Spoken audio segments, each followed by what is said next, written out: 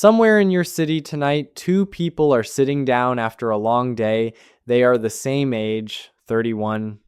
They grew up in similar households, went to similar schools, and landed in similar jobs paying somewhere around $46,000 a year. From the outside, their lives look almost identical.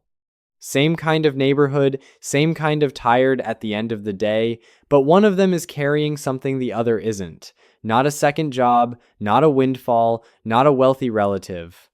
They are carrying a set of daily habits so small and so quiet that nobody around them has noticed. A 30-minute block every morning, an automatic transfer that moves before they wake up. A side skill they've been building in the evenings for 8 months that now brings in an extra $550 every month. That person is not ahead because they're smarter. They are ahead because they made a quiet decision about how to spend the hours nobody watches.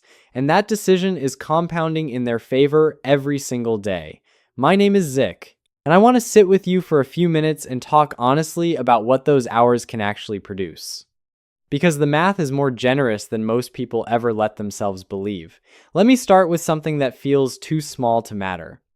Because the things that feel too small to matter are almost always the things that matter most. There is a version of your morning that belongs entirely to other people.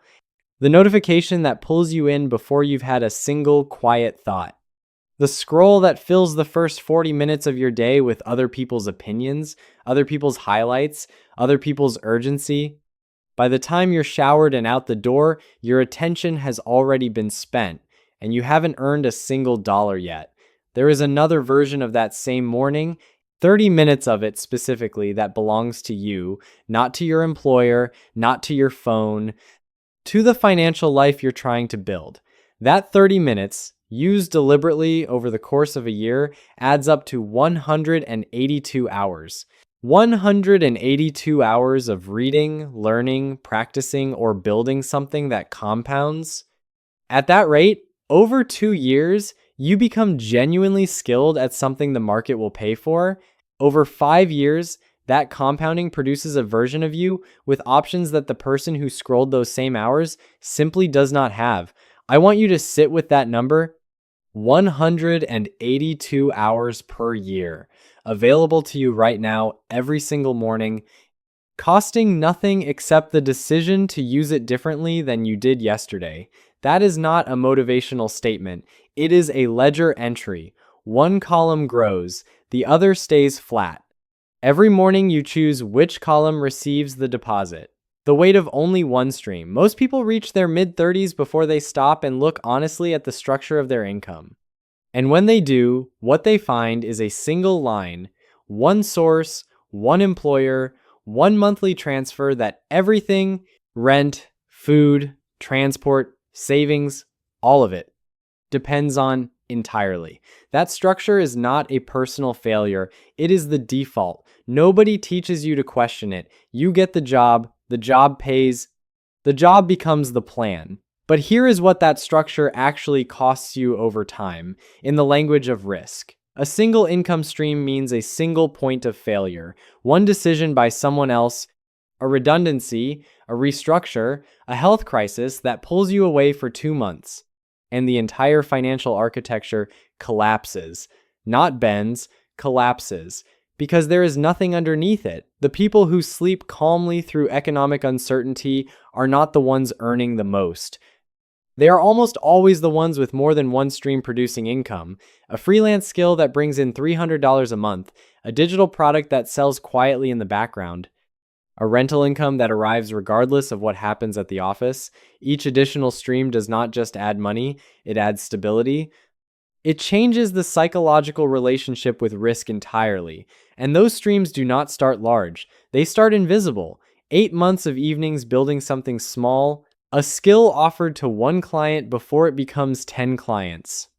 A side income of $550 a month that the person next door doesn't even know exists yet. The question is not whether you can afford to build a second stream. The question is whether you can afford not to. Here is the number I want you to carry with you after today. $640,000. That is approximately the difference in wealth between a person who invests $500 a month starting at 25, and a person who starts the same habit 10 years later at 35, same monthly amount, same investment vehicle, same average annual return of 7%. The only variable is a decade of delay. $640,000 is not the cost of spending recklessly, it is the cost of waiting. By telling yourself you'll start when things settle down, when the income is higher, when there's more room, things don't settle down, the income doesn't automatically create room, and the decade slides past whether you acted or drifted through it, that number sits in a 10-year gap that feels, from inside it, like reasonable hesitation. From the outside, from the vantage point of the person who started at 25, it looks like the most expensive decision of a financial life.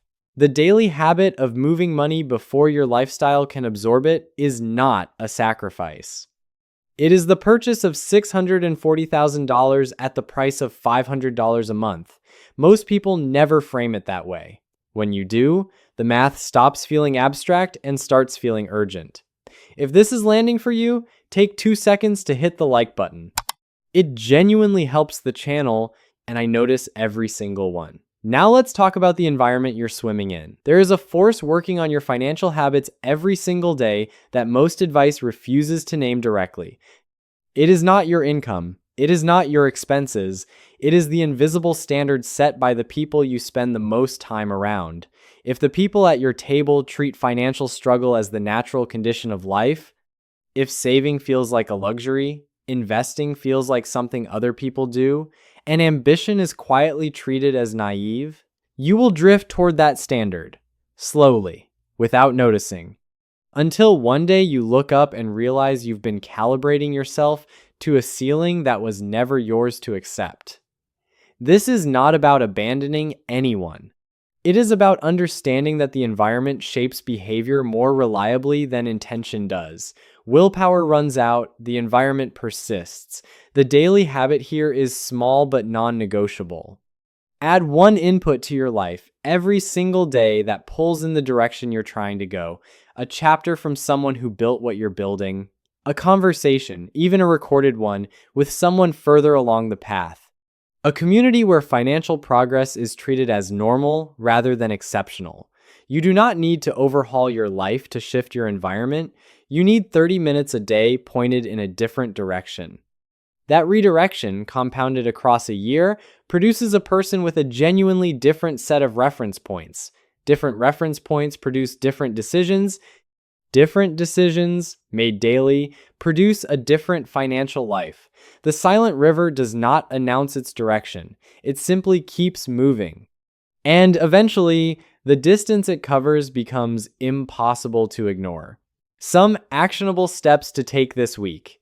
This week, protect 30 minutes of your morning before anything else touches it. Not after the scroll, before it. Use that time for one thing only, something that deposits directly into the financial life you're building. A skill, a lesson, a plan, one thing. 30 minutes? Every day this week. This month, set up one automatic transfer that leaves your account the morning your income arrives, before your budget, before your expenses, before your impulse has a chance to redirect it. The amount matters less than the timing. Start with whatever number you can sustain without feeling it. The habit is the point. The amount follows the habit. This quarter, write down every source of income currently coming into your life. If there is only one line, make a decision. Not a wish, a decision about what the second line will be.